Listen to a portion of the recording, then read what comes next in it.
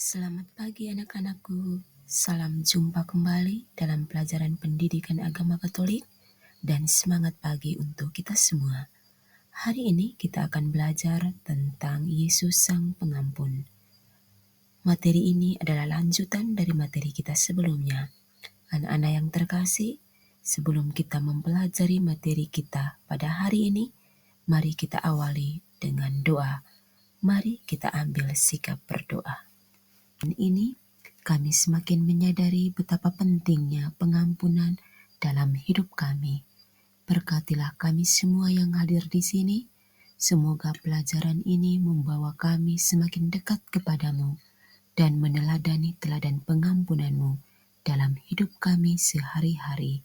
Demi Kristus Tuhan dan pengantara kami. Amin. Dalam nama Bapa dan Putra dan Roh Kudus. Amin.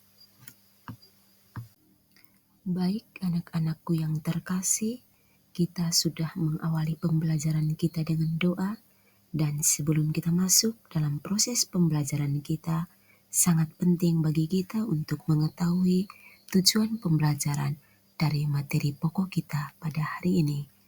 Tujuan pembelajaran dari materi pokok Yesus Sang Pengampun adalah peserta didik mampu memahami ajaran dan tindakan Yesus yang Maha Pengampun, sehingga mereka dapat meneladaninya dalam kehidupan sehari-hari. Anak-anakku yang terkasih, dalam kehidupan kita hampir setiap orang pernah melakukan kesalahan dalam hidupnya, baik kesalahan terhadap diri sendiri, terhadap orang lain, maupun terhadap Tuhan. Namun, tidak semua orang menyadari kesalahannya dan dengan cepat memperbaiki atau bahkan meminta maaf. Dan tidak semua orang juga dengan senang hati dapat segera memaafkan kesalahan yang dilakukan orang lain. Anak-anakku, apakah anak-anak pernah memaafkan temanmu? Mengapa anak-anak mau memaafkan teman? Apa artinya memaafkan itu? Bagaimana perasaan anak-anak ketika ada orang yang bersalah pada anak-anak, dan bagaimana perasaan anak-anak setelah memberi maaf kepada orang yang bersalah itu?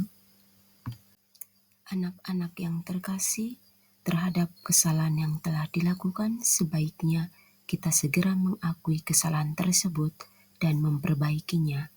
Meminta maaf ataupun memberi pengampunan sesungguhnya dapat menguntungkan baik diri sendiri maupun bagi orang lain. Tindakan meminta maaf ataupun memaafkan akan menjadikan hati kita tenang, tentram, damai, jauh dari segala permusuhan dan dendam, serta menjadikan relasi kita dengan sesama dan dengan Tuhan akan tetap terjalin dengan harmonis dan menyenangkan. Ada beberapa faktor yang menyebabkan seseorang merasa sulit untuk memaafkan atau meminta maaf atas kesalahannya adalah yang pertama, faktor keinginan untuk mempertahankan harga diri atau wibawa. Kedua, faktor gengsi.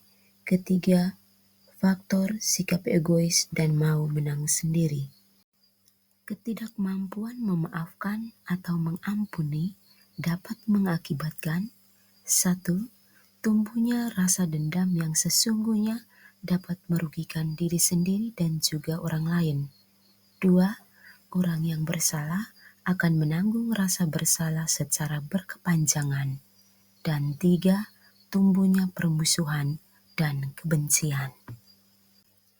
Anak-anak yang terkasih, mari kita membaca teks kitab suci Injil Matius bab 18 ayat 21 sampai 35.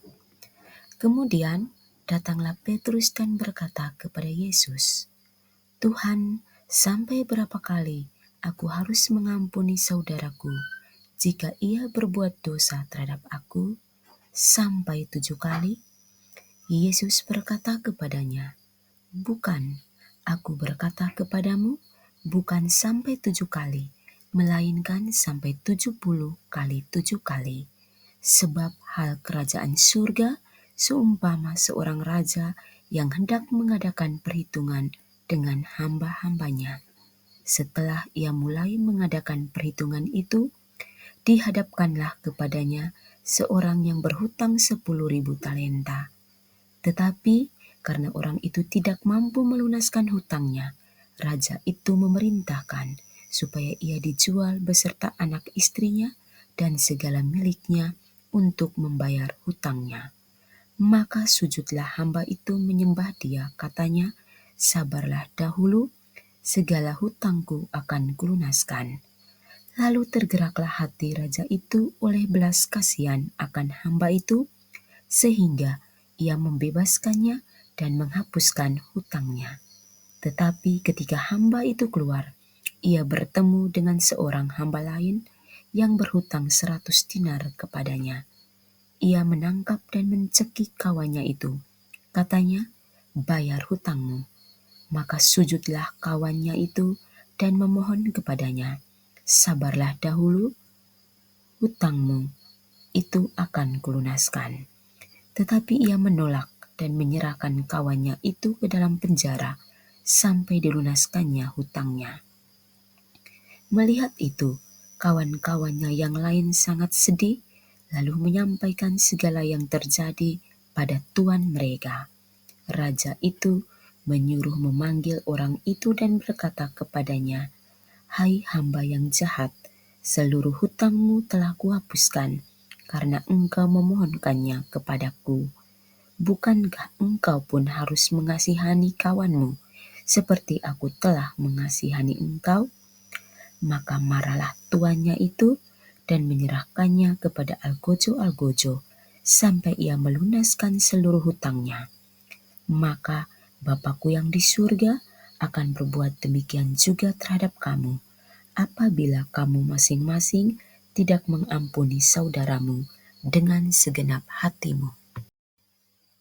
Anak-anak yang terkasih, berdasarkan Injil Matius bab 18 ayat 21 sampai 35, bagi Petrus mengampuni sampai 7 kali itu sudah banyak. Artinya, pengampunan juga ada batasnya. Namun Yesus mengoreksi pendapat Petrus itu. Bagi Yesus, memberi pengampunan itu tanpa batas, tanpa perhitungan. Pengampunan kepada sesama tidak mungkin dipisahkan dari pengampunan Allah. Pengampunan Allah jauh melampaui pengertian pada umumnya, serta melampaui segala perhitungan. Kesediaan untuk mengampuni merupakan kualitas spiritualitas yang tinggi.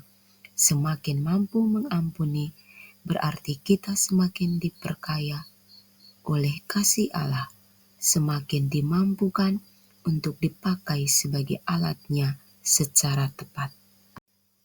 Oke anak-anakku, kita telah sampai pada penghujung materi kita pada hari ini.